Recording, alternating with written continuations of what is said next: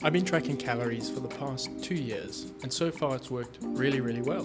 With the help of calorie counting, I've already lost 50 pounds, but I've been curious to know if there is a different way you could approach a diet that doesn't require counting calories, but still allows you to lose body fat. And I've done a bit of research, and I found this. It's called the Athlete's Plate. The Athlete's Plate. So the Athlete's Plate is designed by sports dietitians at the U.S. Olympic Committee. Visually think this, 9 o'clock and 9:20. The Athlete's Plate is a really simple way of structuring meals to facilitate your muscle growth, weight maintenance, and optimal performance. It basically works by allocating different segments of your plate to starchy carbohydrates, vegetables and fruits, and lean protein sources. So for the next 2 weeks, I'm going to be using the Athlete's Plate to see if it can help me lose weight. So on day one, I'm weighing about 94 kilos or 207.2 pounds. So it's day one. I'm gonna have some coffee and then I'll show you my first meal a bit later today. Let's put this Athlete's Plate together. Some egg whites, salad onions, spinach, tomatoes, and then I'm gonna have some bread. All right, so I'm gonna prep this off and then I'll show you what it looks like. Stick with me, stay tuned. Having tracked for a long time, I do have a good idea of fats, how they add up calorie-wise, so I'm still going to be quite careful, so check it out. I'm going to show you how much oil I'm going to put in this pan. I'm going to do about... Whoa!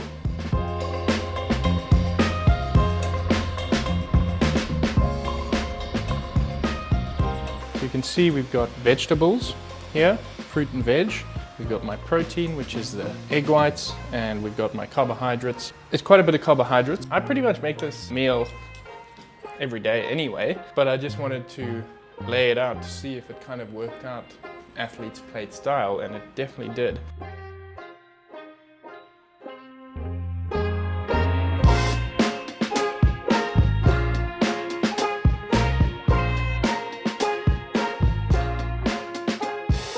Post-gym meal. I've got a protein shake with some milk, a banana, and then I've got some strawberries.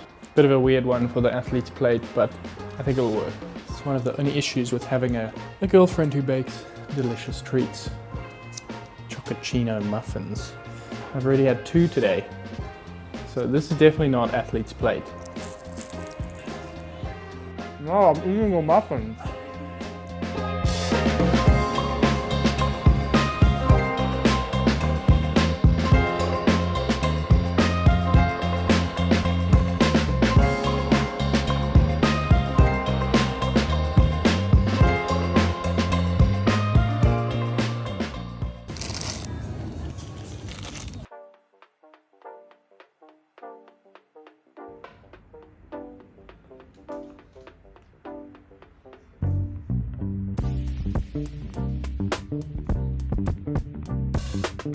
The reason the Athlete's Plate works so well is because the plate consists of fruits and veggies, lean proteins and whole grains.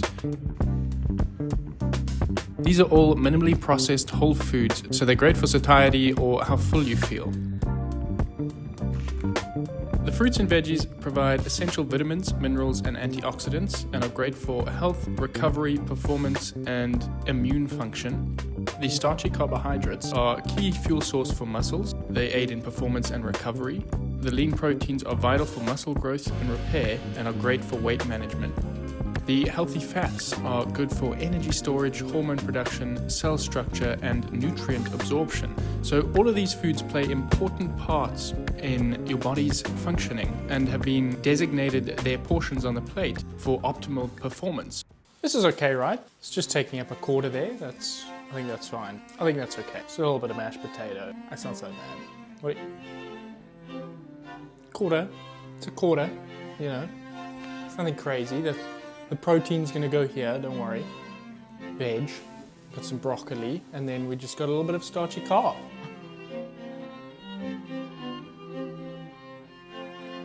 Most successful gala, that would be 2006.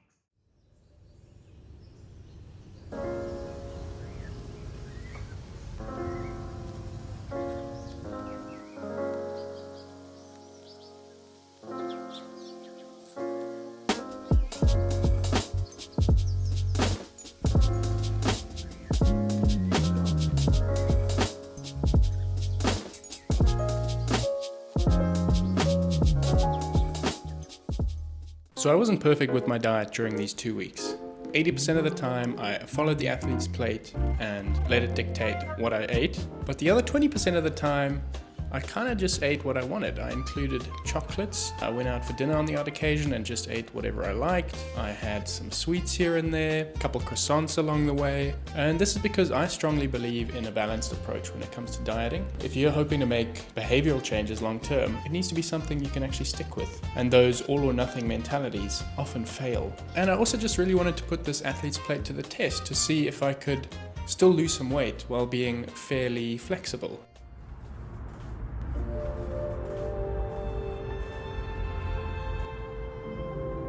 After 14 days, the results were in.